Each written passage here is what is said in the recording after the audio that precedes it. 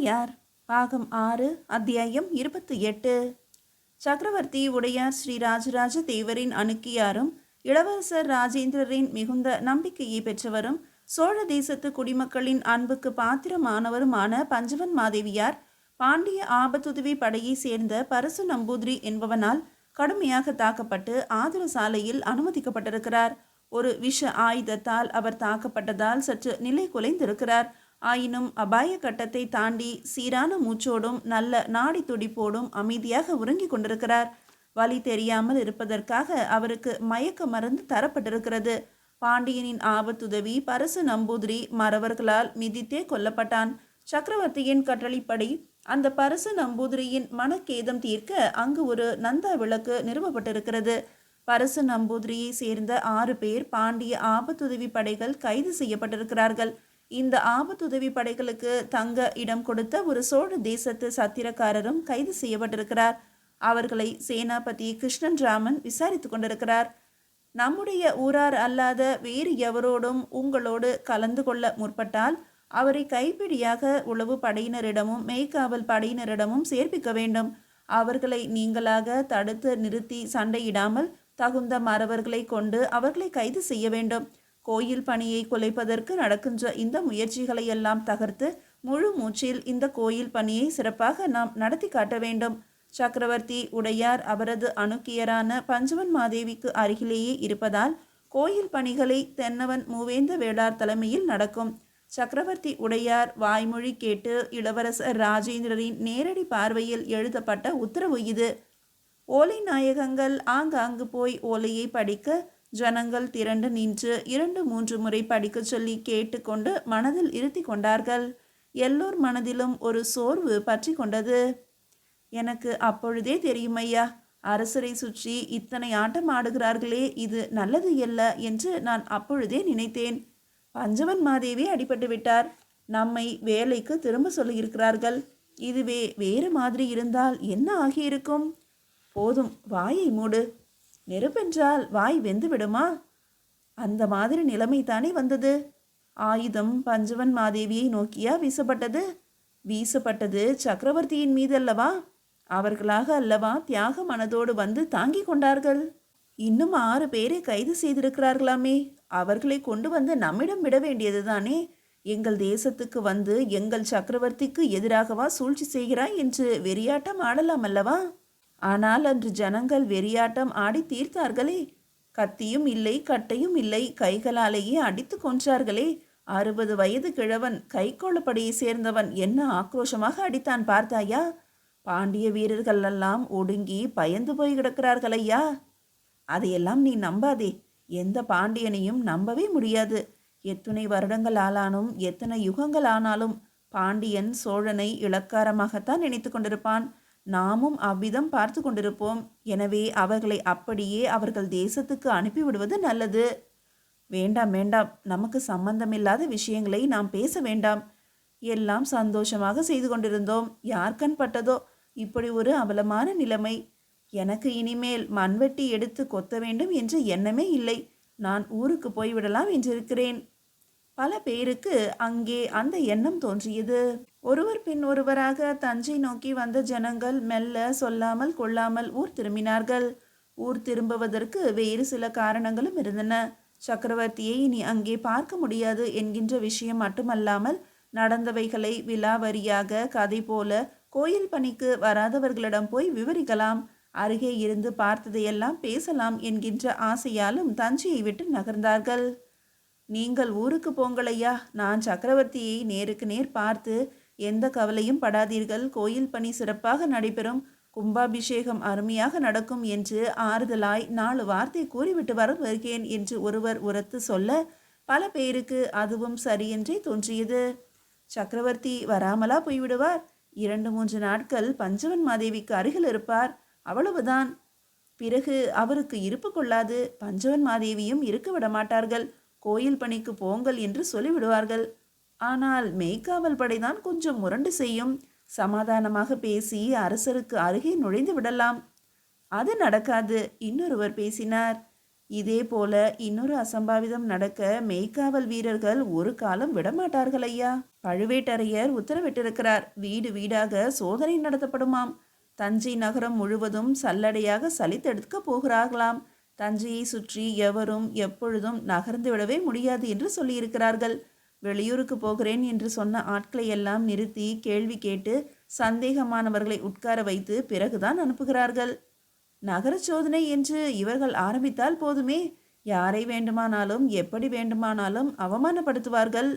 நகர சோதனை வேகமாகவே நடந்தது.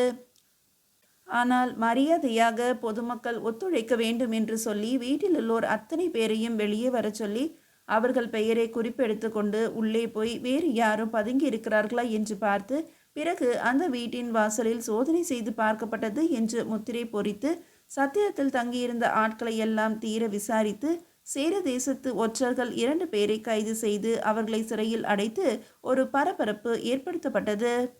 கருவறை உயரத்துக்கு இருந்த மண்ணை அகற்றிவிடலாம், வேலை ஆரம்பிக்கட்டும் என்று மூவேந்த வேளார் துரிதப்படுத்த மறுபடியும் மண் வெட்டும் பணி துவங்கியது. ஆட்களை காணோமே என்று அவர் பரபரக்க ஆட்கள் கொஞ்சம் நொந்து போய் ஊர் திரும்பி விட்டார்கள் என்று சொல்லப்பட்டது. என்ன காரணம்? உணவு சரியில்லையா? இல்லை ஐயா, மறவர்கள் அதிகம் மிரட்டுகிறார்கள், பயமாக இருக்கிறது, அடிக்க கை ஓங்குகிறார்கள். இப்படியெல்லாம் யாரும் எங்களை நடத்தியதே இல்லை என்றார் ஒருவர். சோழ வீரர்களே சோழ மக்களை துன்புறுத்தினால் பிறகு வேறு என்னதான் அர்த்தம் என்று கேள்வி கேட்கப்பட்டது. மூவேந்த வேளார் பதில் சொல்லவில்லை. பழுவேட்டரையரின் சோதனையை அவரால் தடுத்து நிறுத்த முடியாது. வேலை நிதானமாகத்தான் நடக்கிறது என்பதை சக்கரவர்த்தியிடம் தெரிவித்தாக வேண்டும். என்ன காரணம் என்று கேட்டால் அப்போது இதை பற்றி சொல்லிக் கொள்ளலாம் என்று யோசித்தார். பிரம்மராயரிடமும் இதை பற்றி விசாரித்தார். வந்து 1 மாதம் ஆகிவிட்டதையா, இதற்கு மேல் அவன் தாங்க மாட்டான். அவன் பயிர் பச்சைகளையும் குழந்தைகளையும் முதியோர்களையும் பார்க்க போய்விடுவான். பெரிய வேலையை செய்து முடித்து விட்டான். இனி நாம் நம் ஆட்களை வைத்துத்தான் முடிக்க வேண்டும் என்றார் பிரம்மராயர். பழுவேட்டரையரை சோதனை செய்யாதே என்று சொல்ல முடியாது. சோதனை செய்யாவிட்டால் எதிரிகள் மறுபடியும் உள்ளே புக தயங்க மாட்டார்கள். உடனடியாக சக்கரவர்த்தியிடம் பழுவேட்டரையரை பற்றி குறையெல்லாம் சொல்லிவிடாதீர்கள். சந்திக்கும் போது நிதானமாக இதை பற்றி பேசுவோம். வேலையை குறித்து அவர் கேட்கும்போது நன்றாக நடக்கிறது என்று சொல்லுவோம். இல்லை என்று சொன்னால் அவரது மனம் வேதனைப்படும். அவருக்கு இருக்கின்ற வேதனை போதும். இதை நாம் பார்த்து கொள்வோம். மிக சிறப்பாக மிக துரிதமாக வேலை நடக்கிறது என்றே சொல்லுங்கள். ஆனால் எது சொல்லவும் சக்கரவர்த்தி உடையாரை பார்க்கவே முடியவில்லை. ஆதர சாலை பாதுகாப்பானதாக இல்லை என்று மெய்க்காவல் வீரர்கள் சொன்னதால் பஞ்சவன் மாதேவியை அரண்மனைக்கு மாற்றுகின்ற நிலைமை ஏற்பட்டது. ஊர் அடங்கியதும் 4 சக்கரங்கள் வைத்த பெரிய தேரில் மெத்தைகளை பரப்பி பஞ்சவன் மாதேவியை மெத்தையோடு அப்படியே தூக்கி கொண்டு போய் வைத்து தேரை சுற்றி திரை சீலைகள் கட்டி தேரை அதிகம் குலுக்காமல் நிதானமாக ஓட்டி அரண்மனைக்கு சேர்ந்து விட்டார்கள். அரண்மனைக்குள் முற்றம் தாண்டிய மிக பெரிய கூடத்திற்குள் ஒரு பஞ்சனையில் பஞ்சவன் மாதேவி கிடத்தப்பட்டாள். வலியில் முனகுவதும் கண்களை திறந்து பார்த்து ஏதோ குழறுவதும் தெரிந்தது. உயிரோடு இருப்பினும் சுய நினைவில் இல்லை. பட்ட மகிழ்ச்சியும் சக்கரவர்த்தியின் இன்னொரு மனைவியுமான வானதியும் அருகே வந்து பார்த்து விம்மினார்கள். மற்ற மனைவிமார்கள் ஒவ்வொருவராக உள்ளே நுழைந்தார்கள். சுற்றி நின்று மெல்ல அழுதார்கள். வானதி தேவார பாடல் ஒன்றை பாட எல்லோரும் கூட சேர்ந்து கொண்டார்கள். வைத்தியர் வந்து நாடி பார்த்து கொஞ்சம் படபடப்பாக இருக்கிறார், மற்றபடி நன்றாக இருக்கிறார், சுவாசம் சரியாக இருக்கிறது. என்னுடைய கணக்குப்படி இன்னும் சில நாட்களில் அவருக்கு நினைவு வந்துவிடும். விஷம் உயிர் சக்தியை அழித்ததால் சற்று பிரச்சனை இருக்கிறது என்றார். நடமாட முடியுமா என்று பட்ட மகிழ்ச்சி கேட்க, அது ஈசனுடைய கருணையை பொறுத்தது. நடமாடுவது என்பது 1 வருடம் அல்லது 2 வருடங்கள் ஆகலாம். வாய் கோணி கொண்டிருக்கிறது, ஒரு பல் கூட இல்லையம்மா, எல்லா பற்களும் விழுந்து விட்டன என்று சொல்ல பட்ட மகிழ்ச்சி முகம் பொத்தி கொண்டார். சக்கரவர்த்தி உடையார் எந்த சலனமும் இல்லாமல் இரும்பு போல அங்கே அமர்ந்திருந்தார். ஏன் இது? நமக்கு ஏன் இது? நாம் யாருக்கு என்ன அழிவு செய்தோம்? இந்த குழந்தைக்கு ஏன் இது வந்திருக்கிறது என்று வானதி வாய்விட்டு கூற சக்கரவர்த்தி அவள் தலையை தடவி விட்டார். நாம் நிறைய பாவங்கள் செய்திருக்கிறோம். 1 2 ஆயிரக்கணக்கில் கொன்று குவித்திருக்கிறோம்.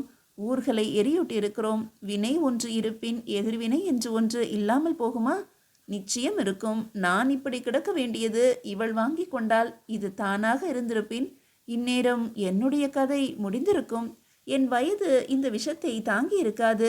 வைத்தியரையும் பாராட்ட வேண்டும். விஷத்துக்கு விஷம்தான் மருந்து என்று அந்த பாஷான கல்லை தேடி கொண்டு வர சொன்னார். தேடிக்கொண்டு வா என்று வெறுமே உத்தரவிடாமல் இளவரசன் தானே ஓடினான். பாஷான கல்லை எடுத்து வந்தான்.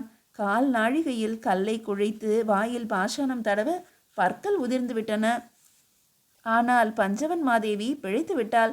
நம் பஞ்சவன் மாதேவி பிழைக்க இந்த வைத்தியர்தான் காரணம் என்று சக்கரவர்த்தி சொல்ல, இல்லை அம்மா, சக்கரவர்த்தி தான் காரணம். அவருடைய பிரார்த்தனை காரணம். மனைவியின் மீது எத்துணை அன்பு வைத்திருக்கிறார், எத்துணை உருக்கமாக வேண்டிக் கொண்டார் என்பதை நான் அருகே இருந்து பார்த்தேன் தாயே. வைத்தியர் சொல்ல மற்ற மனைவியர்கள் வியப்போடு சக்கரவர்த்தியை பார்த்தார்கள். திரும்பி பஞ்சவன் மாதேவியையும் பார்த்தார்கள். பஞ்சவன் மாதேவி இருந்த இடத்தில் நாம் இல்லாது போனோமே என்று வருத்தப்பட்டார்கள். இந்த ஆயுதத்தை நெஞ்சில் தாங்கி கொண்டிருக்கலாமே என்று எண்ணினார்கள். அப்படி தாங்கி கொண்டிருந்தால் நம்மையும் சக்கரவர்த்தி இப்படி அருகே இருந்து கொண்டாடுவார்கள் அல்லவா என்று நினைத்தார்கள். எல்லாவற்றிலும் பஞ்சவன் மாதேவி அதிர்ஷ்டசாலி என்று எண்ணினார்கள். அவர்களுக்குள்ளேயே பேசிக்கொண்டார்கள்.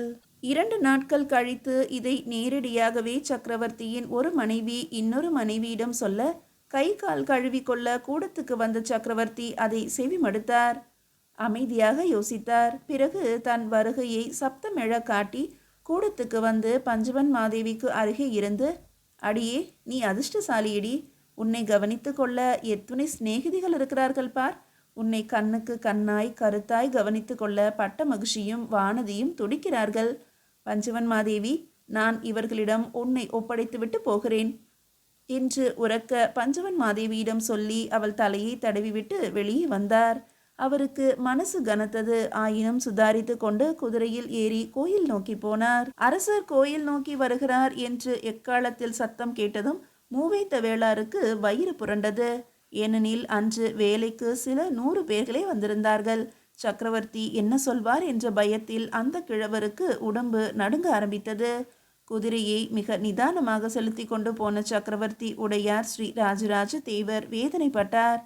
நான் நகர்ந்ததும் கூட்டமும் நகர்ந்து விட்டது. இதைத்தான் மூவேந்த வேளார் சொல்ல போகிறார். இவரை கோபித்து கொண்டு என்ன பயன்? தன் காரியம் என்று நினைத்து வருபவர்கள்தான் நல்லது. போனவர்கள் போகட்டும். வேலை செய்பவர்களை உற்சாகப்படுத்துவோம்.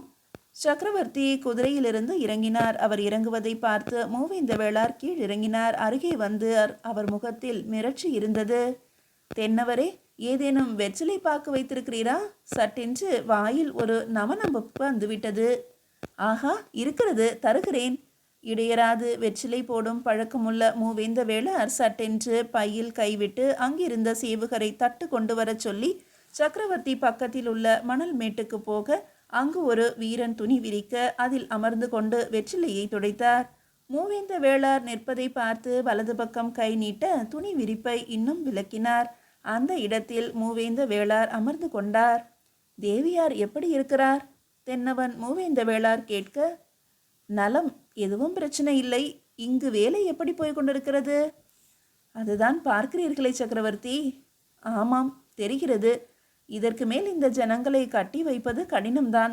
ஆனால் இவர்களெல்லாம் ஒற்றுமையாக ஊக்கமாக வேலை செய்கிறார்களே, அதுதான் ஆச்சரியமாக இருக்கிறது. நீங்கள் மறுபடியும் வருவீர்கள் என்ற நம்பிக்கையில்தான் பல பேர் வேலை செய்கிறார்கள். சக்கரவர்த்தி வருவாரா என்று தினம் தினம் என்னை கேட்பார்கள். அப்படியா? ஆவலோடு சக்கரவர்த்தி உடையார் ஸ்ரீராஜ் ராஜதேவர் கேட்டார். வெற்றிலையை துடைத்து துடைத்து வாயில் போட்டுக்கொண்டார். எழுந்து நின்று மெல்ல நகர்ந்து போக மெய்காவல் வீரர்கள் சூழ்ந்து கொண்டார்கள். திரும்பி இன்று வேண்டாம், நாளை பார்த்து கொள்ளலாம் என்று கட்டளையிட மெய்காவல் வீரர்கள் விலகினார்கள். மூவேந்த வேளார் பின்தொடர அவரையும் வேண்டாம் என்று மறுத்து சக்கரவர்த்தி தனியாக கோபுரத்துக்கு அஸ்திவாரம் எடுத்த இடத்திலிருந்து திரு உண்ணாழி என்று அழைக்கப்படுகின்ற பரமேஸ்வர உடையார் கருவறையை நோக்கி நடக்க துவங்கினார். 2 பனை உயரத்துக்கு அங்கே மண் குவிக்கப்பட்டிருந்தது. இந்த மண்ணை எடுத்தால்தான் கோஷ்டங்கள் வெளியே தெரிய வரும். கோஷ்டங்கள் வெளியே தெரிய வந்தால்தான் அங்கு சிலைகளை வைக்க முடியும். சிவனின் நடன கரணங்களை சிவனின் ரூபமாகவே வைக்கப் போகிறேன் என்று கண்டராதித்த பெருந்தச்சர் சொல்லியிருந்தார். அந்த வேலை துவங்கி உள்ளே துவார பாலகர்கள் வைத்து கோயிலை சுற்றியுள்ள இடத்தை சமன் செய்து மதில் சுவரும் மதில் சுவரையொட்டி திருச்சுற்று மாளிகையும் முன்பக்கம் நந்தியும் வைத்துவிட்டால் கும்பாபிஷேகம் நடந்துவிடும். உலோக சிற்பிகள் மெழுகு வேலைகள் செய்ய துவங்கிவிட்டதாக சொல்கிறார்கள். பஞ்சவன் மாதேவி செய்ய சொன்ன ஆடல் வல்லாரை ஸ்தாபிதம் செய்ய வேண்டும். பஞ்சவன் மாதேவி ஆடல் வல்லாரும் உமா பரமேஸ்வரியாரும் அமர்ந்த கணபதியும் எதனாலோ பதஞ்சலியாரும் செய்ய சொல்லியிருக்கிறார்.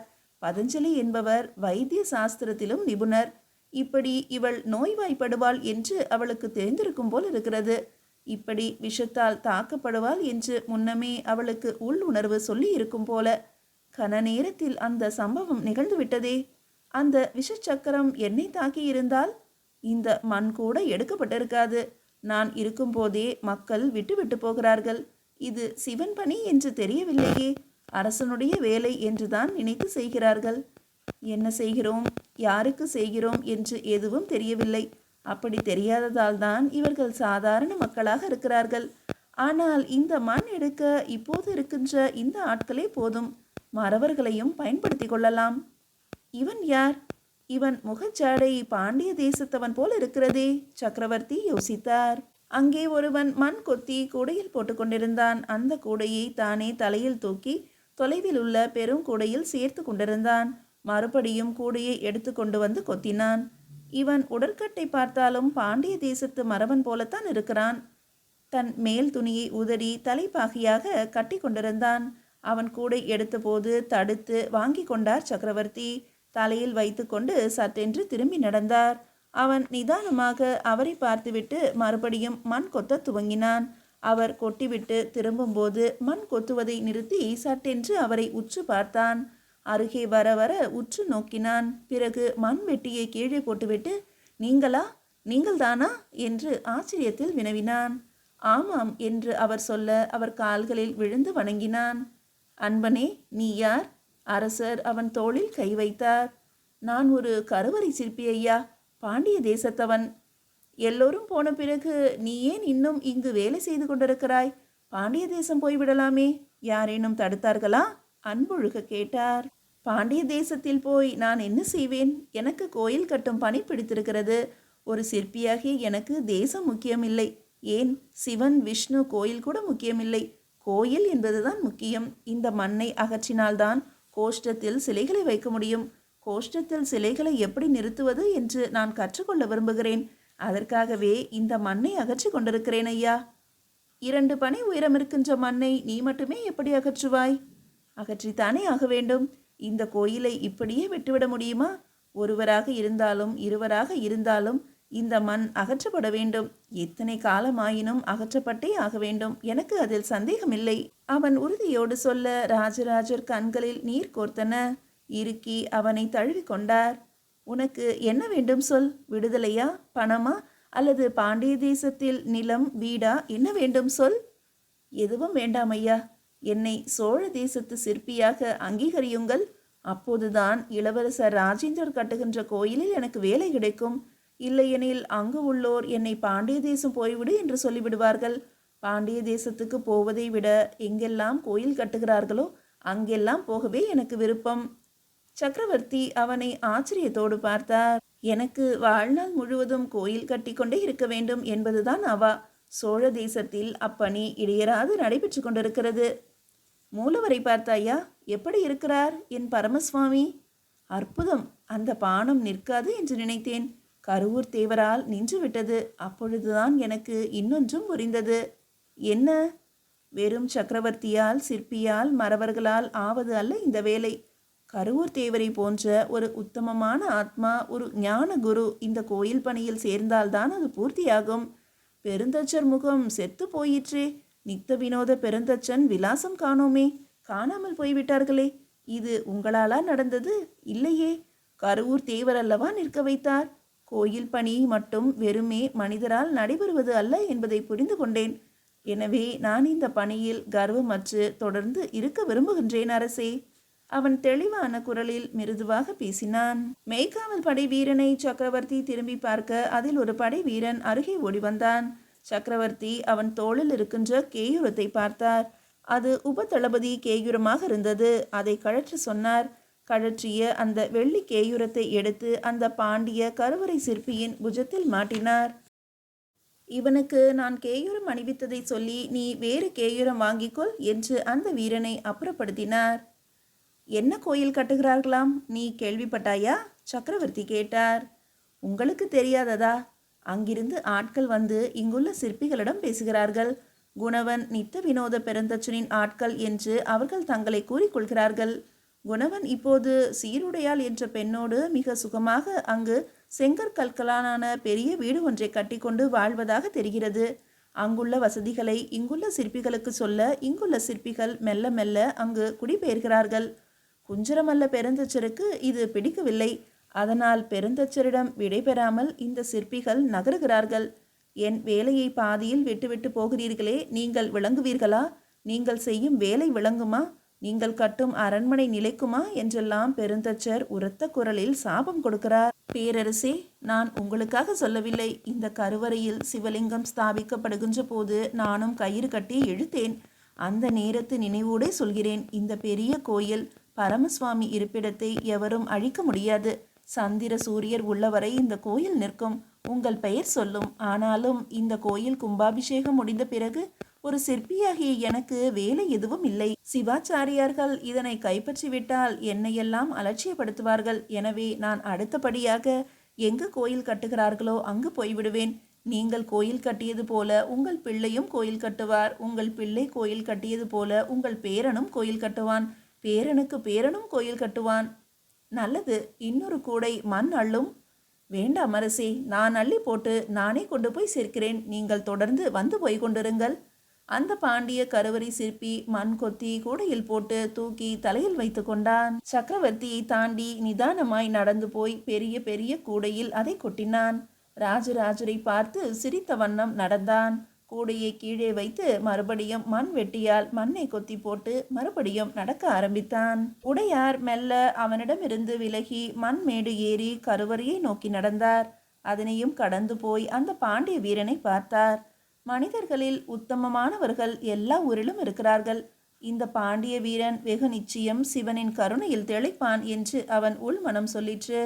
நடந்து போக கருவறை வாசல் பக்கம் பெரிய துவார பாலகர் சிலையை படுக்க வைத்து அதன் மீது நின்றபடி அதை ஒரு சிற்பி உற்று பார்த்து கொண்டிருந்தார். இடுப்பில் இறுக்கி கச்சமாக கட்டப்பட்டிருந்த வேட்டி, தலையில் ஒரு தலைப்பாகை, மார்பில் பொன் வளையம், கையில் காப்பு, காலில் வெள்ளிக்கழல் என்று ஒரு தகுதியுடைய சிற்பியாக அவர் காட்சியளித்தார். அவருக்கு அருகே குத்த வைக்கப்பட்டிருந்த ஒரு பனந்துண்டில் ஒரு வெற்றிலை பெட்டி இருந்தது. முகத்தை சொரிந்து கொள்வதும் முணுமுணுப்பாக பேசுவதும் மெல்ல வெற்றிலையை வாயில் அதக்கியதுமாய் தீவிர சிந்தனையில் அந்த சிற்பி இருந்தார். வலது கையை நீட்டி வெற்றிலைக்காக துழாவினார். வெற்றிலையை யாரோ எடுத்து கொடுப்பார்கள் போல் இருக்கிறது. சீக்கிரம் கொண்டா என்று ஒரு அதட்டல் சிற்பியிடமிருந்து வந்தது. சக்கரவர்த்தி உடையார் ஸ்ரீ ராஜராஜ தேவர் பணம் துண்டம் மீது வைத்திருந்த வெற்றிலை பெட்டியை திறந்து பார்த்தார். உள்ளே சுருள் சுருளாக வெற்றிலை வளையமாக வடமாக வைக்கப்பட்டிருந்தது. பாக்கு பொதிந்து சுண்ணம் தடவி சட்டென்று வாயில் போட்டுக்கொள்ளும் வண்ணமாக அந்த வடையும் இருந்தது. கை நீட்டும் பொழுதெல்லாம் அந்த வடையத்தை அவர் கையில் வைக்க வேண்டும் போல. தொடர்ந்து இதை சாப்பிட்டு கொண்டே வேலை நடக்கும். இப்பொழுது அருகே பையன் இல்லை, எங்கோ ஒதுங்க போயிருப்பான் போல. மறுபடியும் சிற்பியிடமிருந்து அதட்டல் வர சக்கரவர்த்தி அந்த வடையத்தை எடுத்து சிற்பியின் கையில் வைக்க சிற்பி சட்டென்று வாயில் போட்டுக்கொண்டார்.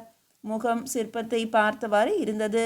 மறுபடியும் கை நீட்ட மறுபடியும் இன்னொரு வடையத்தை அவர் உள்ளங்கையில் வைத்தார். அதையும் வாங்கி போட்டுக்கொண்டு நிதானமாக அரைத்து 4 அடி முன்னே நகர்ந்து அந்த துவார பாலகரின் வயிற்றில் ஏறி நின்றார். பிறகு மெல்ல பின்னே நகர்ந்தார். கதை இத்தனை உயரம் என்றால் அதை சுற்றிய பாம்பு இத்தனை நீளம். பாம்பு இத்தனை நீளம் என்றால் யானை இவ்வளவு உயரம். இந்த உயரம், இந்த நீளம் பாம்பு. கதை இத்தனை உயரம். அதற்கு மேல் கை, அதற்கு மேல் உடம்பு, உடம்புக்கு மேல் தலை, தலைக்கு மேல் கிரீடம், அதற்கும் மேலே ஒரு கை தூக்கியது போல வானம் நோக்கி. சரியா என்று தனக்குத்தானே சிற்பி சொல்ல மறுபடியும் வெற்றிலைக்கு கை நீட்ட 3வது வெற்றிலையை சக்கரவர்த்தி உடையார் ஸ்ரீ ராஜராஜ தேவர் அந்த சிற்பியின் கையில் வைத்தார். அந்த சிற்பி வடையத்தை வாங்கி வாயில் போட்டுக்கொண்டு என்ன சரியா என்று மறுபடியும் திரும்பினார். அங்கு சக்கரவர்த்தி நிற்பதை பார்த்துவிட்டு திகைத்தார். 4 முறை அரைத்த வாய் அப்படியே நின்றது. வாயில் வெற்றிலை சாறு வழிந்தது. மன்னிக்க வேண்டும், மன்னிக்க வேண்டும். நீங்களா வெற்றிலை கொடுத்தீர்கள்? அந்த பையன் எங்கே? நாலாபுறமும் பதற உடையார் அவரை சட்டென்று நிற்க வைத்தார். என்னவாயிற்று உமக்கு? நீர் கேட்டது எனக்கு புரியவில்லை. அதனால் நான் பதில் சொல்லவில்லை. என்ன கேட்டீர்? மறுபடியும் கேளும். சிற்பியிடம் சக்கரவர்த்தி சொல்ல என்னை மன்னிக்க வேண்டும், நான் பெரிய தவறு செய்துவிட்டேன், இது அபச்சாரம் அபச்சாரம் என்று சிற்பி கத்த சக்கரவர்த்தி கை வைத்து அழுத்தினார். வெற்றிலை போட்டுக்கொண்டால்தான் வேலை நடக்கும். யாரோ ஒருவர் வெற்றிலை கொடுக்க வேண்டும். பையனை காணோம், நான் கொடுத்தேன், இதில் தவறு ஒன்றும் இல்லை. என்ன கேள்வி கேட்டீர்? என்னிடம் மறுபடியும் கேளும். சிற்பியால் பேச முடியவில்லை, நெளிந்தார். பேசும் ஐயா, நீர் என்ன சொல்ல வருகிறீர்? இந்த சிற்பம் என்ன சொல்கிறது? சக்கரவர்த்தி கேட்டார். இது இது இறைவனின் பிரம்மாண்டம் என்பதை சொல்ல வருகிறது. அப்படியா? துவாரபாலகர் சிலைதானே? எனக்கு ஒன்றும் இதில் பிரம்மாண்டம் தெரியவில்லையே. பெரிய சிலை என்பதால் சொல்கிறீரா? இல்லை ஐயா, அப்படி இல்லை. இதோ சிலையின் முகம், மார்பு, கால் செதுக்கிவிட்டேன். இதை தூக்கி வைத்த காலுக்கு கீழ் கதை இருக்கிறது. கதையினுடைய உருளையை செதுக்க வேண்டும். அந்த கதையினுடைய உருளையை சுற்றி ஒரு மலைப்பாம்பு சுற்றி கொண்டிருக்கும். அந்த மலைப்பாம்பு வாயை பிளந்து கொண்டிருக்கும். அந்த வாயை பிளந்த மலைப்பாம்பு ஒரு யானையை விழுங்கி கொண்டிருக்கும். அதாவது முற்றி முதிர்ந்த ஒரு யானையை அதனினும் பெரிய ஒரு மலைப்பாம்பு வாயை பிளந்து விழுங்க அந்த மலைப்பாம்பு ஒரு கதையில் சுற்றி கொண்டிருக்கிறது. யானையை விட பெரிய பாம்பு, பாம்பை விட பெரிய கதை, கதையை விட பெரிய கை காலுள்ள ஒரு பெரிய துவாரபாலகர். அதாவது யானையே பிரம்மாண்டம். யானை என்கின்ற பிரம்மாண்டத்தை விட ஒரு பாம்பு மிக பெரிய பிரம்மாண்டம். அந்த பாம்பு சுற்றி கொண்டிருக்கின்ற கதை மிக பெரிய பிரம்மாண்டம்.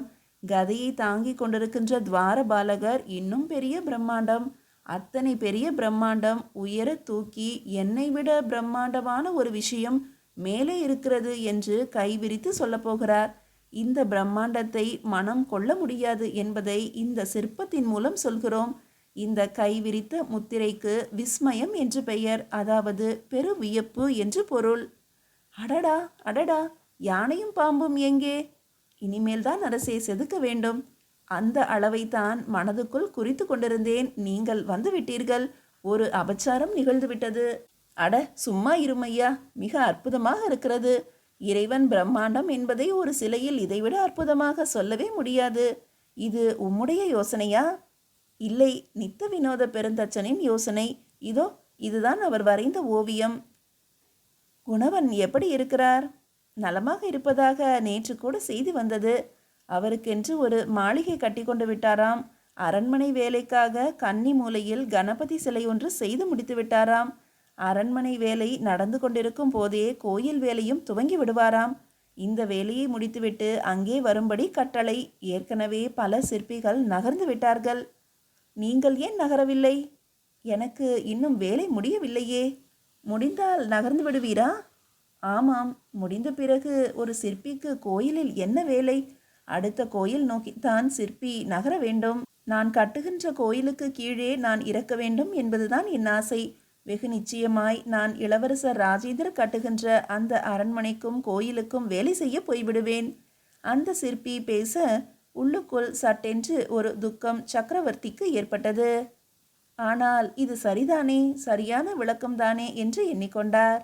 நல்லது, வேலையை நலமே முடித்துவிட்டு நலமாக போய் வாருங்கள் என்று கை கூப்பினார். இறங்கி கருவறையை நோக்கி நடந்தார். மீதியை அடுத்த அத்தியாயத்தில் காணலாம்.